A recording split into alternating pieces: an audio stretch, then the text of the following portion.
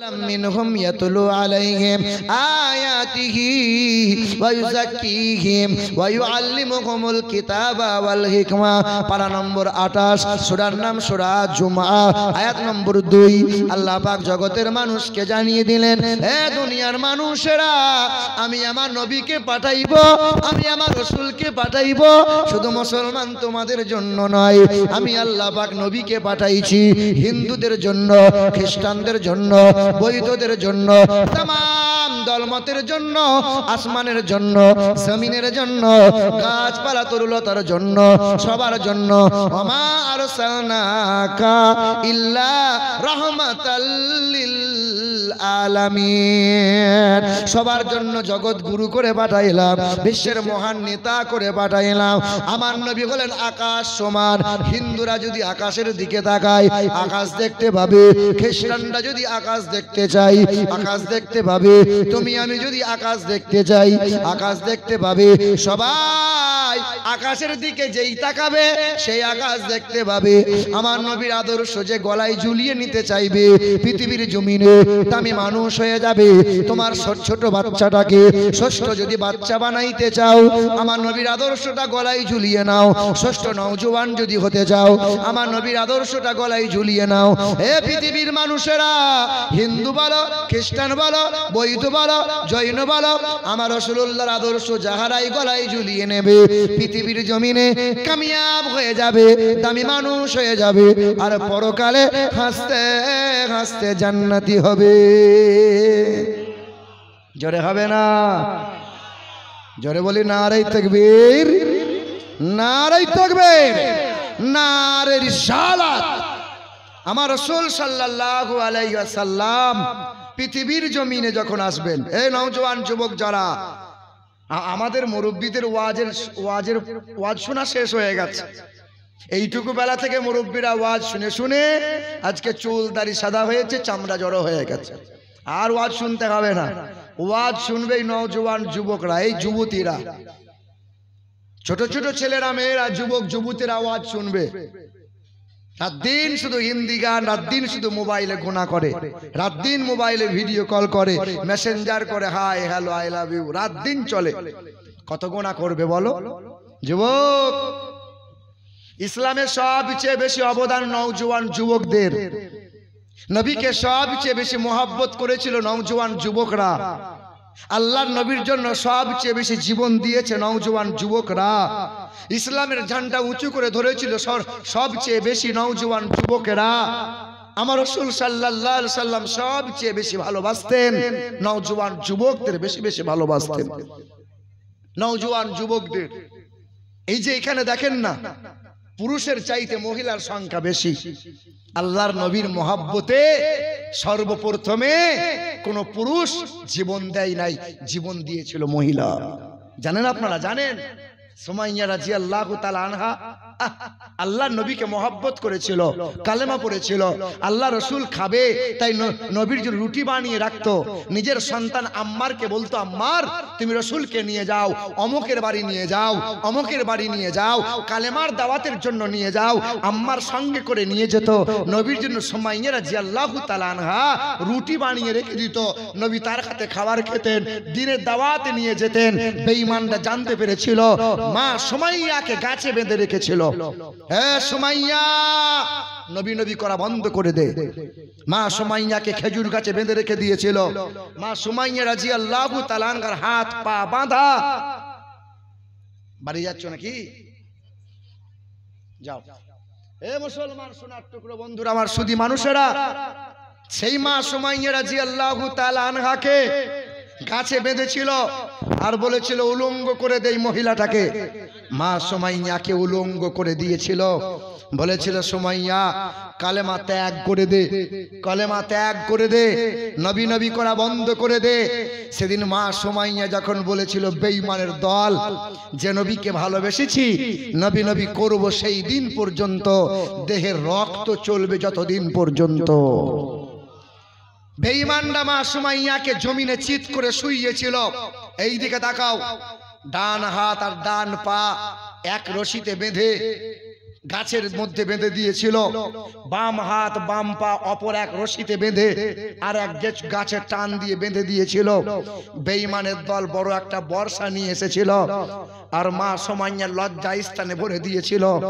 মা সুমাইয়ার লজ্জা স্থানে ভরে দিয়ে বর্ষা মাথায় মাংস কলিজা ছিঁড়ে পাক দিয়ে ভেতর থেকে টেনে বার করেছিল। তো মা সুমাইয়া মুচকি হেসে বেঈমানের মুখে থুতু দিয়ে বলেছিল, বেঈমানের দল, রক্ত নিলি, মাংস নিলি, কলিজাটাও ছিঁড়ে বার করে নিলি, কিন্তু দেহের ভিতর থেকে কালেমা বার করতে পারবি না, নবীর ভালোবাসা ছিনিয়ে নিতে পারবি না। সেদিন বেঈমানের দল যখন বর্ষা বার করে নিয়েছে, মা সুমাইয়া থুতু ফেলেছিল। বেঈমানের দলটা বলেছিল, দুই হাতের রশিটা খুলে দাও।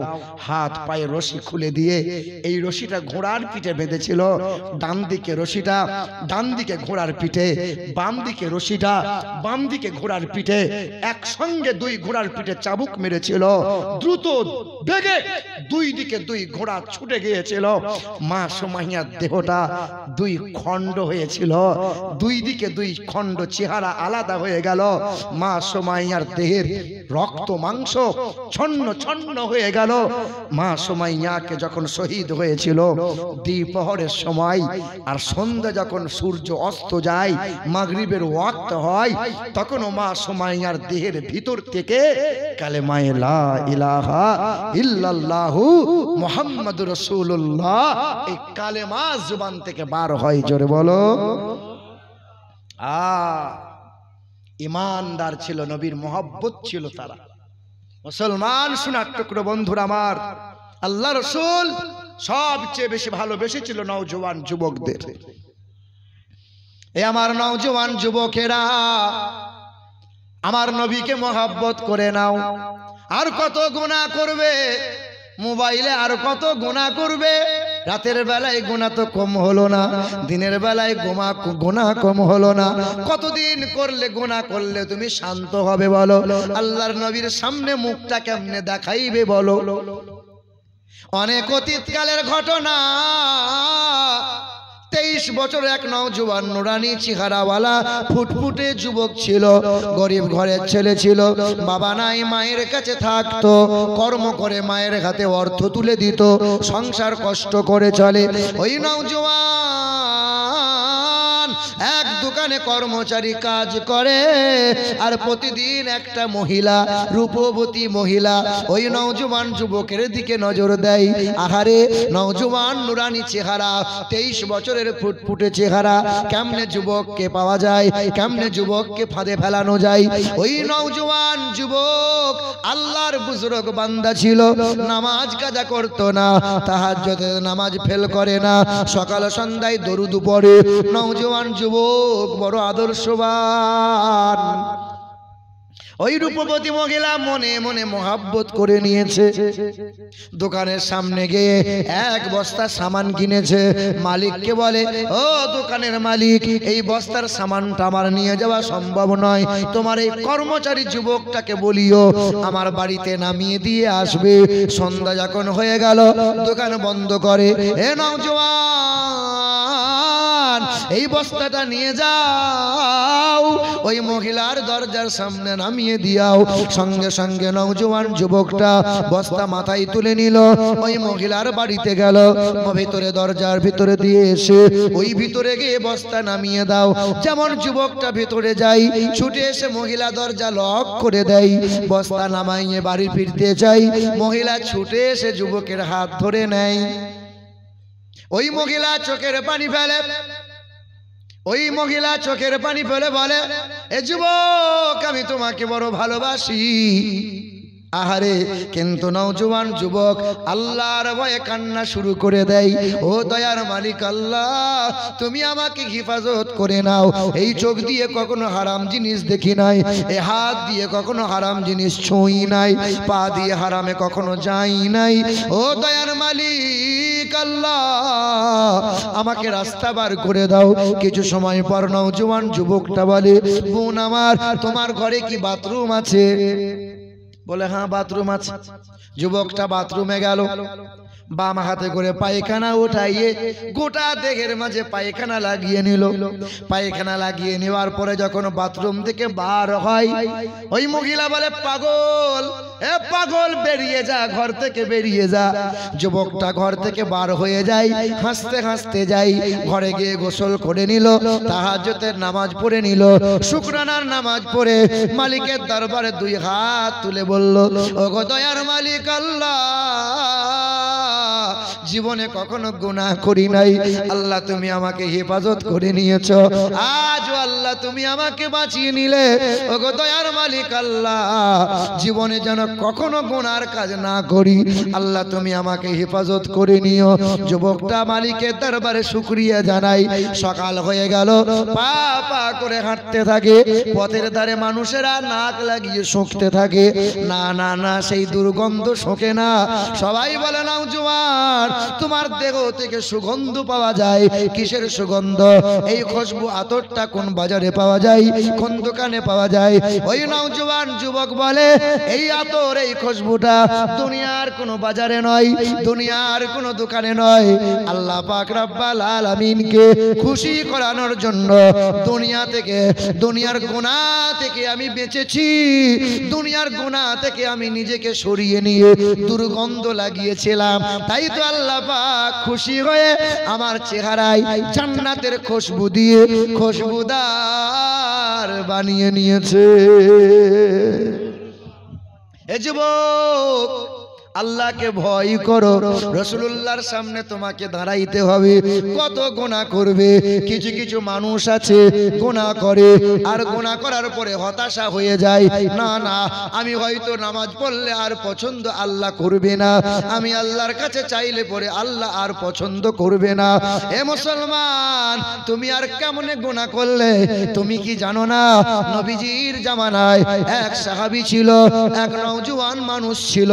ওই মানুষটা এত বড় গুনাহ করেছে, এত বড় গুনাহ করেছে, আল্লাহ পাক তার গুনাহকে মাফ করে দিয়েছে। কি গুনাহ? যুবক রাস্তার ধারে বসে বসে কান্না করে। ওমর ফারুক রাদিয়াল্লাহু তাআলা আনহু বলেন, যুবক, কান্না কেন করো? আমি যে অপরাধ করেছি মুখে বলা যাবে না। বলো না যুবক, কি এমন গুনাহ করেছো? বলে কথা বলা যাবে না। এই যুবকের কান্না দেখে ওমর ফারুক রাদিয়াল্লাহু তাআলা আনহু কান্না করে। যুবক, চলো বাবা, চলো নবীজির দরবারে চলো, আমার রাসূল তোমাকে মাফ করিয়ে দেবে, চলো বাবা। যুবককে টানতে টানতে নিয়ে গেল, ঝরঝর করে কান্না করে, হাউমাউ করে কান্না করে। আল্লাহ পাকের কোরআনে আয়াত শোনাই, লা তাকনাতু মির রাহমাতিল্লাহ, নিরাশা হয়ে যাবি না, হতাশা হয়ে যাবি না, এক আল্লাহর উপরে আস্থা রাখ রে বান্দা বান্দি। কি এমন গুনাহ করেছো হে আমার উম্মত? কি এমন গুনাহ করলে? মালিকের দরবারে মাপ চাও। ফালিয়াদহাকু কলিলান ওয়ালিয়াবকু কাসীরা, হাসো বেশি, কাঁদো, হাসো কম, কাঁদো বেশি। যত চোখের পানি ফেলবে আল্লাহ পাক তত পছন্দ করবে। তাই তো নওজোয়ান যুবককে জিজ্ঞাসা করে, এ যুবক, বলো বলো, কি এমন গুনাহ করেছো বলো? যুবক, তুমি কি চুরি করেছো? না ইয়া রাসূলুল্লাহ, চুরি করি নাই। যুবক, তুমি কি কোনো ডাকাতি করেছো? না ইয়া রাসূলুল্লাহ, ডাকাতি করি নাই। বলো যুবক, বাপ মাকে খেতে দাও নাই? না ইয়া রাসূলুল্লাহ, এই গুনাহটাও আমি করি নাই। আল্লাহ রাসূলের সামনে সেদিন যুবকটা কাঁদে আর বলে, ইয়া রাসূলুল্লাহ, প্রতি রাত্রে কবরস্থানায় যাই, আর কবরের ভিতরে ঢুকে কাফন চুরি করে নিয়ে আসি, ওই কাফনটা বাজারে বিক্রি করি, ওই অর্থ দিয়ে সংসার চালাই গো নবী। ইয়া রাসূলুল্লাহ, শুধু এই গুনাহ নয়, আমি এক রাত্রিতে এক কবরের মধ্যে ঢুকলাম, মাটিগুলো সরাইয়ে কবরের ভিতরে ঢুকে দেখি কাফনটা খোলার পর দেখি এক রূপবতী সুন্দরী মহিলা কবরের মধ্যে শোয়া আছে।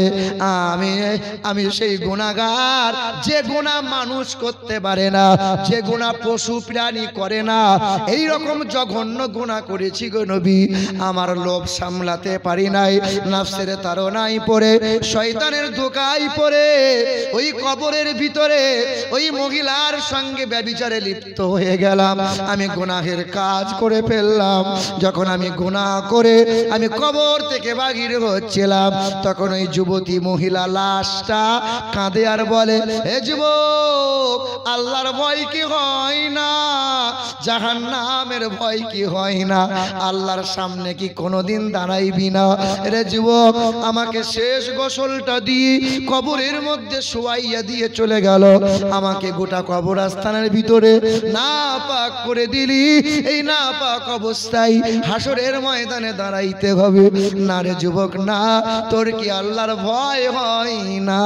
ওগো দয়ার রাসূল, সেই দিন যেই দিনে এই গুনাহ করেছি আর রাতে ঘুম হয় না, খাবার পেটে যায় না গো নবী, আমার এই গুনাহ কি আল্লাহ মাফ করবে না?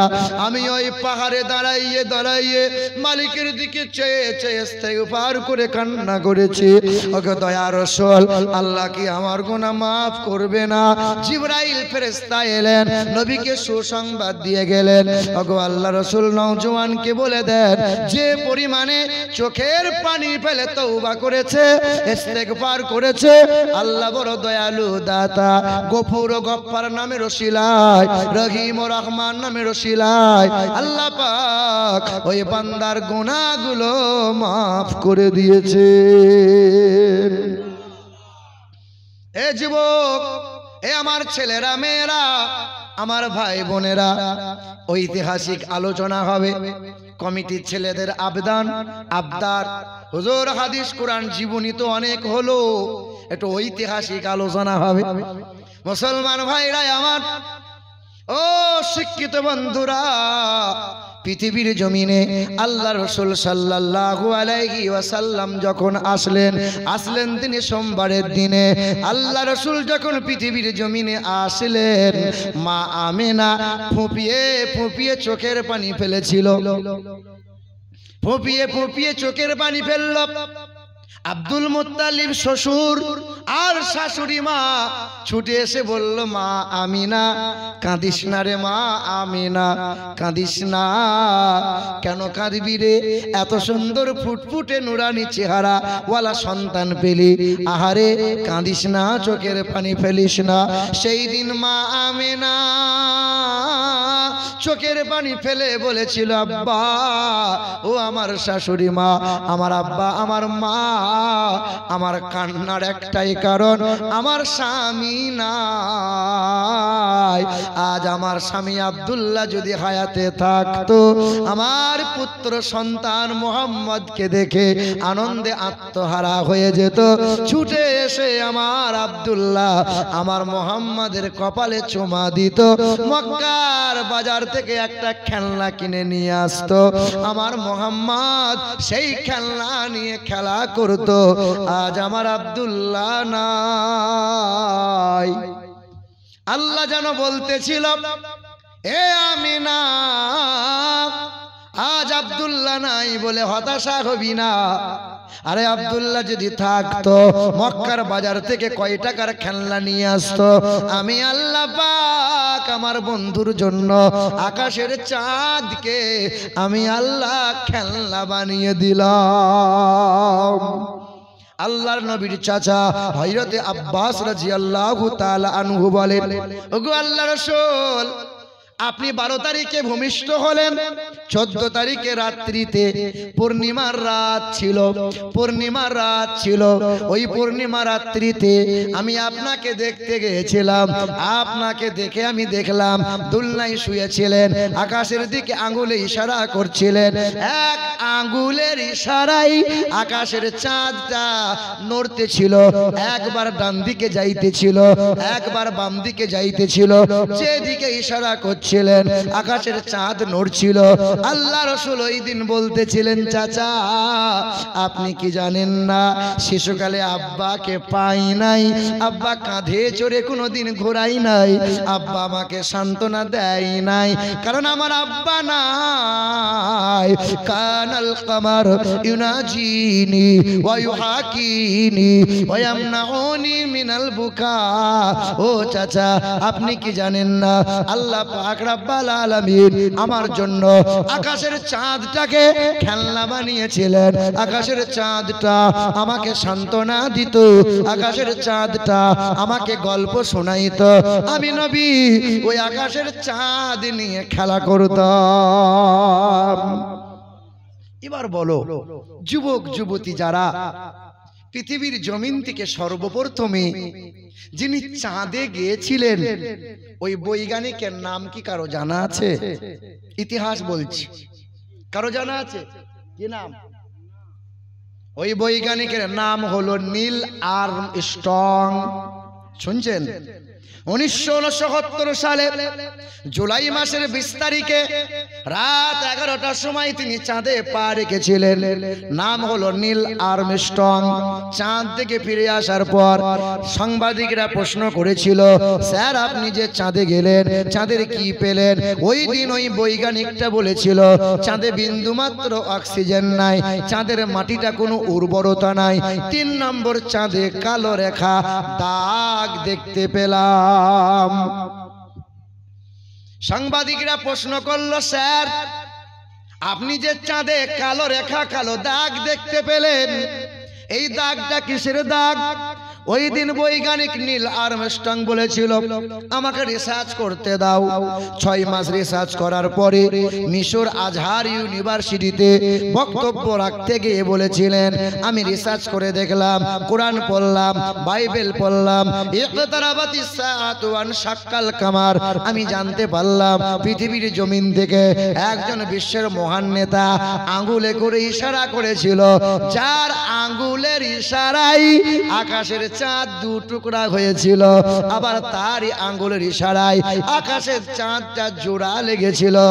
আজও চাঁদে দাগ আছে, কিন্তু তাহার চরিত্রের বিন্দুমাত্র কোনো দাগ নাই। তিনি কে? বেঈমান আবু জেহেল বলেছিল, ও মোহাম্মদ বলো হাতের মুঠোয় কি আছে? নবী বললেন, তাকে জিজ্ঞাসা করো, তোমার হাতের মুঠো থেকে জবাব দেবে। বল কে দাঁড়িয়ে আছে? হাতের মুঠোর কাঁকরগুলো পাথরগুলো বলেছিল, আশহাদু আন্নাকা মুহাম্মদ রাসূলুল্লাহ। ওই দিন বেঈমান আবু জেহেল বলেছিল, মোহাম্মদ এ তোমার জাদু বিদ্যা আছে, মানবো না। তুমি যদি আকাশের চাঁদকে 2 টুকরো করে দাও, কালেমা পড়ে মুসলমান হয়ে যাব। নবী আমার আকাশের চাঁদের দিকে ইশারা করলেন, 1 আঙ্গুলের ইশারায় আকাশের চাঁদ 2 টুকরো হয়ে গেল। ওই বৈজ্ঞানিক বলল, আজও চাঁদে দাগ আছে, কিন্তু রাসূলুল্লাহর চরিত্রে বিন্দু মাত্র কোনো দাগ নাই। সুবহানাল্লাহ। ও মুসলমান ভাইরা আমার, নবীজির বয়স যখন 8 দিন হয়েছিল, মা হালিমা তায়েব শহর থেকে ছুটে এলো। মা হালিমা আমিনাকে বলেছিল, ওরে মা আমিনা, চাঁদের টুকরা পেয়েছি, আর আমি প্রতিদান চাই না, নবীকে চাই, আমি কোনো বিনিময় চাইবো না। কবি বলেন, শিশু নবীকে দাও না আমায়, নিয়ে যাবে হালিমা তোমায়। শিশু নবীকে দাও না আমায়, নিয়ে যাবে হালিমা তোমায়। শত শত উঠনি মক্কায় এলো, জীর্ণ উঠ নিয়ে হালিমাও এলো। শত শত উঠনি মক্কায় এলো, জীর্ণ উঠ নিয়ে হালিমাও এলো। হালিমা তোমার দেখা নাহি আর, হালিমা তোমার দেখা নাহি আর, তোমার কোলে শিশু নবী রয়, ও নবী নবীজি আমার। জোরে হবে না? ও নবী নবীজি আমার, ও নবী নবীজি আমার। সত্যের আলো নিয়ে এলো মক্কায়, বাতিল বিদায় নিল তাহারি ছোঁয়ায়। সত্যের আলো নিয়ে এলো মক্কায়, বাতিল বিদায় নিল তাহারি ছোঁয়ায় বেদিনেরা কয় পূজা নাহি হয় বেদিনেরা কয় পূজা নাহি হয় মক্কাতে আলামিন রয় ও নবী নবীজি আমার ও নবী নবীজি আমার ও নবী নবীজি আমার মদিনাবাসীর হলো খুশির মাতল মদের কোলে এলো নূরের বাদল মদিনাবাসীর হলো খুশির মাতল মদের কোলে এলো নূরের বাদল পাবো কি এমন তোমায় করিব যতন মা হালিমা বলছেন পাবো কি এমন তোমায় করিব যতন ও নবী নবীজি আমার ও নবী নবীজি আমার শিশু নবীকে দাও না আমায় নিয়ে যাবে হালিমা তোমায় হালিমা তোমার দেখা নাহি আর তোমার কোলে শিশু নবী রয় ও নবী নবীজি আমার বলো সুবহানাল্লাহ সুবহানাল্লাহ। এ মুসলমান ভাই আমার আল্লাহর নবীর বয়স তখন 8 দিন মা হালিমা সঙ্গে করে নিয়ে গেল মা হালিমা নিয়ে যাওয়ার পরে আল্লাহ পাকের বরকত নাজিল হয়ে গেল কিন্তু মা হালিমা যখন শিশু নবীকে নিয়ে বুকের স্তনে মুখ লাগাতে চাই দুধ পান করাতে চাই দয়ার নবী আমার ডান দিকের স্তনে নবী মুখ লাগিয়ে দুধ পান করে বাম দিকের স্তনে নবী মুখ লাগাই না শিশুকালে মা হালিমাকে বুঝাইতেছিল তোমাকে আমাকে নবী আমার জানিয়ে দিয়ে গেল হে দুনিয়ার মানুষেরা ও মা হালিমা তোমার কোনো রোগ হয় নাই ডাক্তার দেখানো লাগবে না কবিরাজি করা লাগবে না বাম দিকের স্তনে আমি নবী মুখ লাগাবো না কারণ তোমার পেটে ধরা একটা সন্তান আছে তার নাম হলো আব্দুল্লাহ আমি যদি দুই স্তনে মুখ লাগিয়ে দুধ পান করি ভাইয়ের হক মারা হবে না না হক মারা ব্যক্তির জন্য জান্নাত না যারা বোনের হক মারে ভাইয়ের হক মারে সিজদায় পড়ে থাকলেও তাহাজ্জুদের নামাজ পড়লেও জান্নাত পাবে না বেশক সুবহানাল্লাহ। তবে আপনার গ্রামের লোক ভালো ভাইয়ের হক মারে না বোনের হক মারার লোক নাই আল কেটে কেটে জমি বড় করার লোক আছে বাবা আছে আছে আছে। হে মুসলমান হাজি হও আর গাজী হও যত বড় নেককার তুমি বান্দা হও না কেন হক মারা ব্যক্তির জন্য জান্নাত নাই আল্লাহ পাক সহজে মাফ করে না পৃথিবীর জমিনে মানুষের সাথে জড়িত ভাবে লিপ্ত যারা পৃথিবীর জমিনে মাপের ব্যবস্থা করে যাওয়া লাগবে মরার আগে মাপ চাও ওই জানাজার ময়দানে দাঁড়াইয়ে ইমাম সাহেবকে বলে ইমাম সাহেব বলে দেন তখন ইমাম সাহেব বলছে আসসালামু আলাইকুম কোতালের বাপ মরে গেছে সবাই একটু আল্লাহর ওয়াস্তে মাফ করে দেন ঠিক না ভুল বলেন বলে না এরকম ঠিক মাপ বেঁচে থাকে চাইতে হয় না মরার পরে চাইতে হয়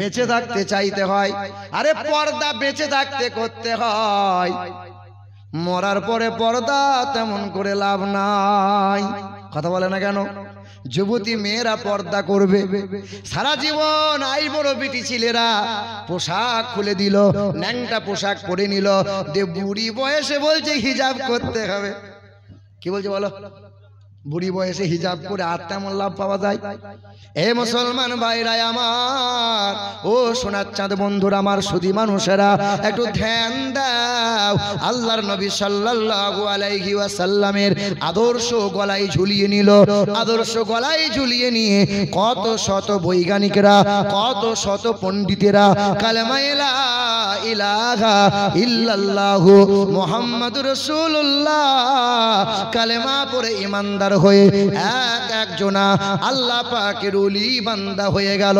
সুবহানাল্লাহ এ সুবহানাল্লাহ। মুসলমান ও আমার ভাইরা, কিছুদিন আগে মুর্শিদাবাদে বেলডাঙ্গা বলে একটা জায়গা আছে, গণেশ পূজা হয়েছিল। ওই গণেশ পূজার লাইটিং করেছিল। এ বাবু একটু বস। গণেশ পূজা হয়েছিল। ওই গণেশ পূজার লাইটিং এ এক আল্লাহর নামের সাথে গালমন্দ লিখেছিল। মুসলমানরা জানতে পারলো, আন্দোলন যখন শুরু করে দিল, আমার আল্লাহ এবং রাসূলুল্লাহর নামে কটূক্তি করলো। আহারে মুসলমানরা আন্দোলন শুরু করে দিল। পুলিশ প্রশাসন সেই যুবকটাকে আড়াল করে দিল, সাইড করে দিল। হে মুসলমান ভাইরা আমার, হে নওজোয়ান যুবকেরা, মানুষের হাত থেকে তুমি বাঁচতে পারো আল্লাহর সঙ্গে বিয়াদবি করে, রাসূলুল্লাহর সঙ্গে গুস্তাকি করে, তবে আল্লাহ ছাড় দেয়, কিন্তু আল্লাহ ছেড়ে দেয় না। এই মুর্শিদাবাদের বেলডাঙ্গার ওই নওজোয়ানটা আল্লাহ এবং রাসূলুল্লাহর সামনে কটূক্তি করলো। ওই যুবকটাকে বিদেশ পাঠিয়ে দিল। এলাকায় থাকিস না, মুসলমানরা রাখবে না। যুবকটা বিদেশ চলে গেল, মানে গুজরাট চলে গেল। কর্মসূত্রে গুজরাটে থাকে আর মোবাইলে ছবি তোলে, কোরআন ছেড়ে আর ভিডিও করে, কোরআনটা ছেড়ে আর ভিডিও করে ফেসবুক সোশ্যাল মিডিয়াতে আপলোড করে। আহারে মুসলমান ভাইরা আমার, খবর পাওয়া যায় আল্লাহ পাকের গজবটা নেমে গেল। হাত পায়ের শিরাগুলো ধীরে ধীরে সব যেন বন্ধ হয়ে গেল। হাত পায়ের শিরাগুলো সব ভাঙতে লাগলো। আল্লাহ পাকের গজব এখানে ওখানে ছুটে ছুটে বেড়ায়। ঠাকুর বাড়ি বলো, বামুন্ডা বলো, কত শত হিন্দু মানুষেরা আসলে পরামর্শ দেয়, অমক অমক ডাক্তার দেখাও। আরে যেখানে আল্লাহর মার, পৃথিবীর কোন ডাক্তারের ঔষধে আর কাজ হবে না। বেশক শুনেছেন না আপনারা? ওই বাবরি মসজিদটা শহীদ করেছিল সর্বপ্রথমে ক্যাঁচা মেরে যে মানুষটা শাবলে করে আঘাত করেছিল, যে মানুষটা শাবলে করে সর্বপ্রথমে বাবরি মসজিদের গম্বুজে আঘাত করেছিল, ওই মানুষটার নাম ছিল বলবীর সিং।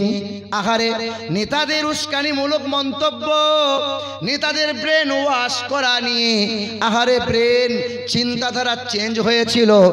আর আর সেই মানুষটা বড় শাবল নিয়ে খোদার ঘর মসজিদের গম্বুজের মাথায় উঠে গেল, শাবলে করে আঘাত করলো। শাবলে করে আঘাত করে ওই খোদার ঘরে মসজিদের ইট নিয়ে পেশাবখানায় সাজাইলো, আর পেশাব করে আর বলে এতদিন একটা পুণ্যের কাজ করলাম। কি কাজ? খোদার ঘর মসজিদের ইটে পেশাব করলাম। আল্লাহ বলছে দাঁড়া দাঁড়া, আমি আল্লাহ পাকের গজব নামিয়ে দেব। পেশাব করে তো রক্ত ঝরে, পেশাব করে তো রক্ত ঝরে, আর চিকিৎসা করে রোগ ধরা পড়ে না। নেতা আর কেউ তার সাথ দেয় না। বাবা বলে ঘর থেকে বেরিয়ে যা। আমরা হিন্দু মানুষ হয়ে কোনোদিন মুসলমানদের ঘৃণা করি না। মসজিদ মাদ্রাসা কখনো ছোট চোখে দেখি না। মসজিদের পাশ দিয়ে গেলে হিন্দু মানুষ আমরা প্রণাম করি, সম্মান করি। না না, এই ঘরে তোমার জায়গা হবে না। বিবিও চেহারা ঘুরিয়ে নিল, বাবা মা ঘর থেকে বার করে দিল। এই বলবীর সিং মানুষটা বিভিন্ন জায়গায় চিকিৎসা করে, রোগ ধরা পড়ে না। বিদেশ চলে গেল, ডক্টররা চিকিৎসা করলো, রোগ ধরা পড়েছে ক্যান্সার। তবে ডক্টররা বলেছে মাফ করে দাও, আর আমাদের হাত নাই, ক্যান্সার 4 স্টেজে পৌঁছে গেছে। সুবহানাল্লাহ। কারণ এই ক্যান্সার যে 4 স্টেজে পৌঁছে গেছে, মানে আমাদের দ্বারা আর সম্ভব নয়। বলবীর সিং বলে ওই মুসলিম ব্যক্তিটা চিন্তা উদয় হয়ে গেল, এ মার দুনিয়ার কোন ব্যক্তির মার নয়, এটা আল্লাহর মার। আহারে আল্লাহর মার, বেয়াদবি করেছি আমি। ওই মানুষটা দিল্লির জুমা মসজিদের ওই সিঁড়ির গায়ে বসে বসে কান্না শুরু করে দিল। একজন আল্লাহ পাকের বুজুর্গ বান্দা ছুটে এসে গায়ে হাত বোলায়, এ যুবক কাঁদিস না রে বাবা, কাঁদিস না, চোখের পানি ফেলিস না। কি হয়েছে বল বাবা? বাবা মা কি বেঁচে নাই? না না, বাবা মা আছে। তাহলে বিবির জন্য কি কান্না করিস? না হুজুর তাও না, টাকা পয়সা কি নাই সেটার জন্য কান্না করি না। আমি যে অপরাধ করেছি, আমার অপরাধ আল্লাহ পাক হয়তো মাফ করবে না। কি এমন অপরাধ করেছিস রে বাবা? বলে খোদার ঘর মসজিদে আঘাত করেছি, ওই মসজিদের ইট বিছিয়ে বাথরুমে পেশাব করেছে, আল্লাহর গজবে পড়ে গেছে, আল্লাহ কি আমাকে মাফ করবে না? লা তাকনাতু মির রাহমাতিল্লাহ। পাহাড় পরিমাণ গুনাহ হয়ে গেছে, সমুদ্রের ফেনার নাই গুনাহ হয়ে গেছে। মহান মালিকের দরবারে চোখের পানি ফেলে অঙ্গীকার করো, আল্লাহ দয়ালু, আল্লাহ বড় দাতা, আল্লাহ পাক মাফ করে দেবে। ওই মানুষটা গোসল করেছে, ছিঁড়া ফাটা পোশাক পরে, রোগা পাতলা মানুষটা দিল্লির জুমা মসজিদে কোরআনটা বুকে নিয়ে ঝরঝর করে কান্না শুরু করেছে। ও দয়ার মালিক আল্লাহ, দুনিয়ার ভিখারিরা এক হাত পেতে ভিক চাই, আমি বড় গুনাহগার, বড় ভিখারি, তোমার কাছে দুই হাত তুলে ভিক চাইছি গো আল্লাহ, আমাকে মাফ করে দাও। আল্লাহ তুমি যদি আমাকে মাফ করে দাও।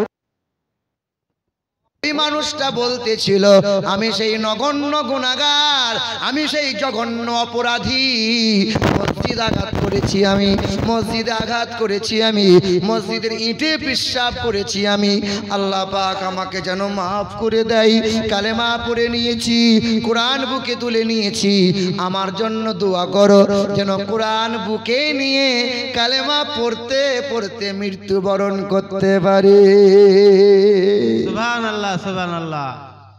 তুমি মুসলিম, তুমি মহাবীর, আতঙ্ক তুমি বাতিলের, বাঘের মতো গর্জে ওঠো, কোমর ভেঙে দাও জালিমের। তুমি মুসলিম, তুমি মহাবীর, আতঙ্ক তুমি বাতিলের, বাঘের মতো গর্জে ওঠো, কোমর ভেঙে দাও জালিমের।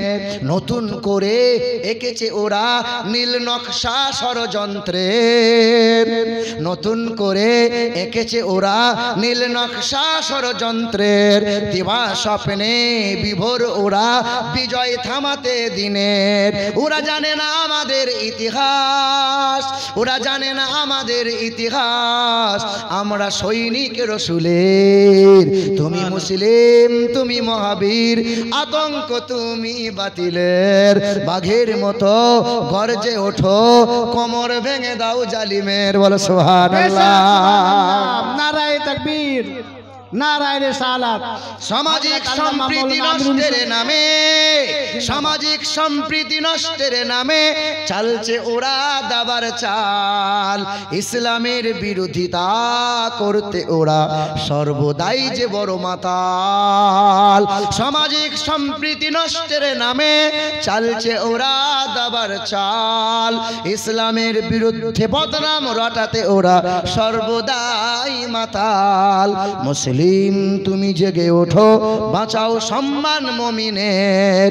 তুমি মুসলিম, তুমি মহাবীর, আতঙ্ক তুমি বাতিলের, বাঘের মতো গর্জে ওঠো, কোমর ভেঙে দাও জালিমের। বলেন নারে তাকবীর, আল্লাহু আকবার, নারে তাকবীর, আল্লাহু আকবার, নারে ইয়া রিসালাত, রাসূলুল্লাহ, মাসলাকে আলা হযরত। জিন্দাবাদ। হায় মুসলমান, তুমি যদি আজকে গর্জে না ওঠো কবে উঠবে বলো? এই যে দেখেন না, আগেকার সময়ে মন্দিরে ঘন্টা হয়েছিল, মসজিদে হয়েছিল আজান, আগে কোনো ঝামেলা ছিল বাবা? না। আগে কোনো সমস্যা ছিল? ছিল না। এখন হিন্দুরা বলছে আমরা বিপদে আছি। কারা বলছে? ওরাই বলছে। 700 বছর রাজত্ব করেছে আমরা মুসলমানরা, পর্তুগিজ রাজত্ব করেছে, ব্রিটিশ রাজত্ব করেছে, হিন্দুদের কোনো সমস্যা ছিল না। এখন দেশে রাজা হলো হিন্দু, আর আমাদের হিন্দু ভাইরাই বলছে আমরা এখন খুব বিপদে আছি।